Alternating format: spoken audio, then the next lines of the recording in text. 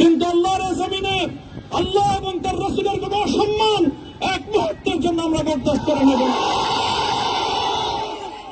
আমরা আমাদের সর্বোচ্চ ত্যাগ এবং কোরবানি স্বীকার করতে প্রস্তুত রয়েছি, জীবন দিতে প্রস্তুত রয়েছি। আল্লাহর জমিনে আল্লাহর দিনের ঝান্ডা সমুন্নত করেই আমাদের যাত্রা থামবে ইনশাআল্লাহ। হয়তো শাহাদাত, নয়তো খেলাফত ইনশাআল্লাহ।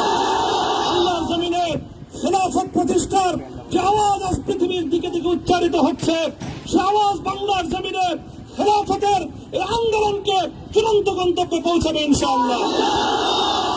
আমি বাংলাদেশের আলেম সমাজ, হেফাজতে ইসলাম বাংলাদেশ সহ বাংলাদেশ খেলাফত মজলিস সহ সকল ভাতৃপ্রতিম সংগঠন, সকল ধর্মপ্রাণ, ইসলামপন্থী বিভিন্ন ছোটখাটো মতভেদ, মতবিরোধ, মত পার্থক্যের ঊর্ধ্বে উঠে যারা এলায়ে কালিমাতুল্লাহর এই এক বাণীতে বিশ্বাসী, আল্লাহর জমিনে আল্লাহর দ্বীন কায়েম করতে চাই, আমাদের তাআলাউ ইলা কালিমাতিন সাওয়াইন বাইনানা ওয়া বাইনাকুম এই এক মন্ত্রে উজ্জীবিত হয়ে আল্লাহর দ্বীনের ঝান্ডা সমুন্নত করবার এই আন্দোলন এবং সংগ্রামে আমি নিজেকে উৎসর্গ করার ঘোষণা করছি। এবং আমার সকল ভাইদেরকে, আমি সকল উলামায়ে কেরামকে এবং ধর্মপ্রাণ মুসলমানদেরকে, ইসলামী নেতৃত্বকে ঐক্যবদ্ধভাবে এই সংগ্রামের ঝান্ডা সমুন্নত করবার, ধারণ করবার আহ্বান জানাচ্ছি।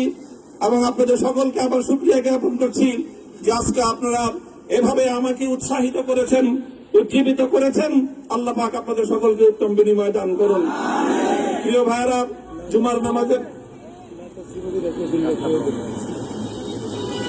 জুমার নামাজের একেবারে ঠিক আগ মুহূর্ত, এখন সব মসজিদগুলোতে জুমার প্রস্তুতি চলছে।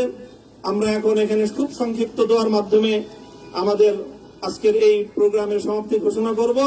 এরপরে ইনশাআল্লাহ প্রত্যেকে সুশৃঙ্খল ভাবে যার যার জায়গা মতো বা আশেপাশের মসজিদগুলোতে গিয়ে আপনারা জুমার নামাজ আদায় করবেন।